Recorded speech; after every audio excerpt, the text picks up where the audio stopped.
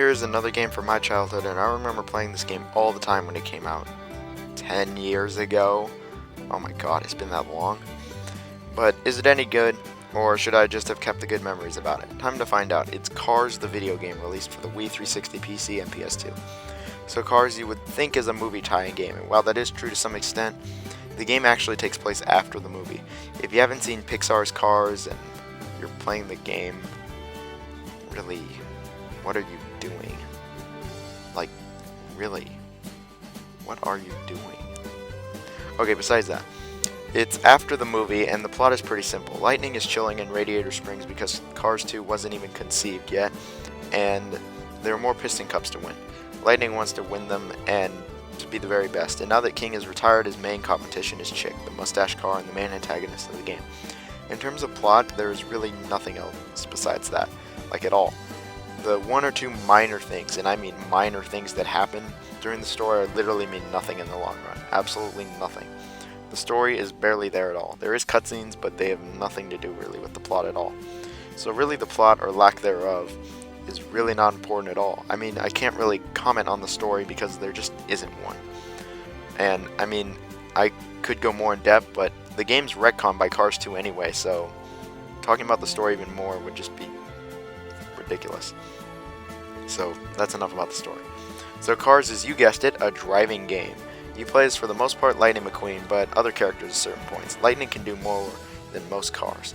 He can accelerate, reverse, the usual. But Lightning can do a hop that is pretty useful. He can boost once he unlocks it, and the game is an alleged drift. The game is sort of this open world.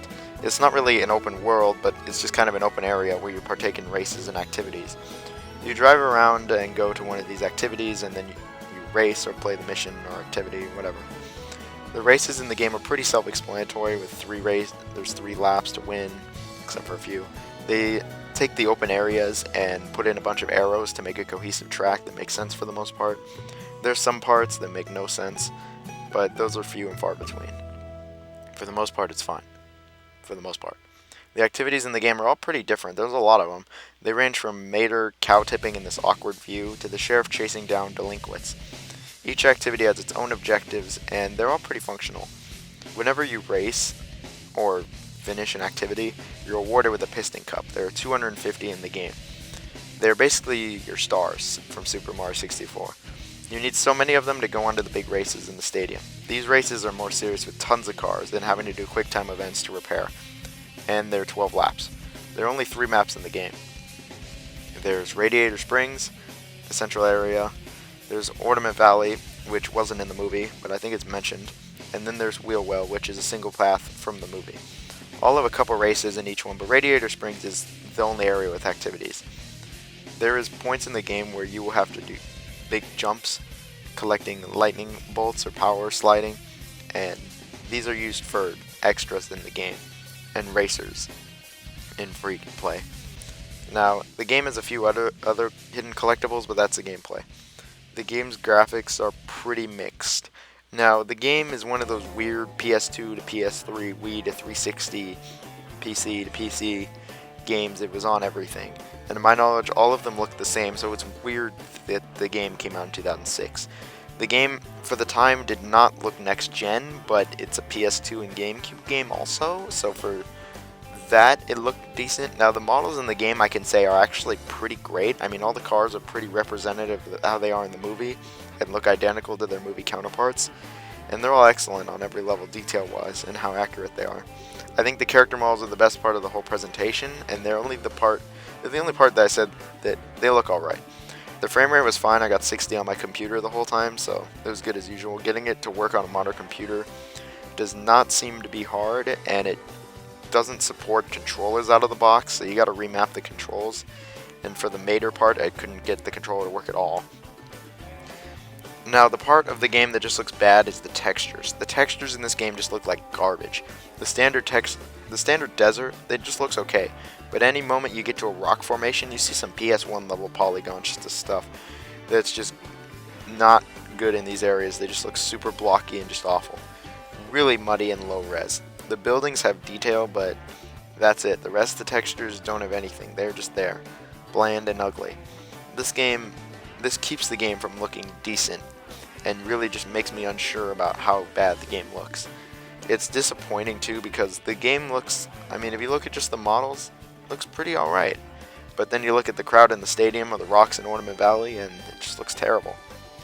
The sound in the game was actually pretty good. The voice acting was superb, excellent, 10 out of 10.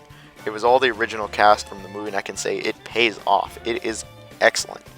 All the original new lines are great. The original cast was also pretty good. All of them have distinct personalities, and if you like the movie, then you'd like the cutscenes in this game. They are on the same level in terms of acting. This is how you do a movie tie-in game, with the actual voice actors. The music in the game I'm pretty mixed about, actually.